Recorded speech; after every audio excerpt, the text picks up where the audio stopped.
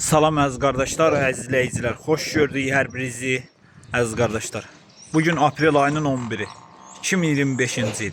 Buyurun baxın, bax belə 17 baş qoşduq satılır, əziz qardaşlar. Bunlar çəki ilə satılır. Çəki ilə 8 manatdan satılır.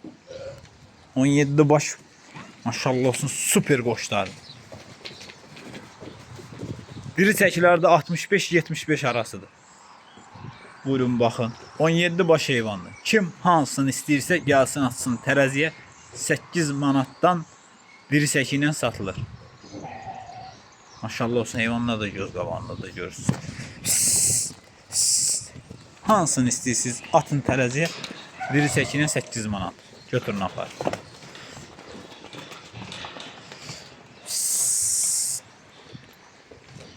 Süper heyvanlar bak. 17 baş heyvanlarız kardeşler. Yani siz hansını istəyirsiniz onu alasınız.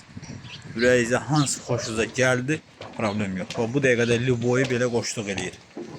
Hamısı toğludur, heç birisi diş vurmuyor.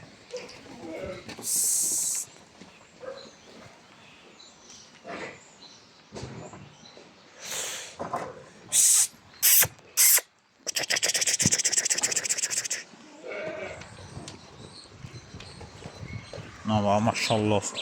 Dana kimi heyvanlar. Qomral da var, boz da var. Kim hansını istəyir ala bilər. Buna bax. Ay maşallah.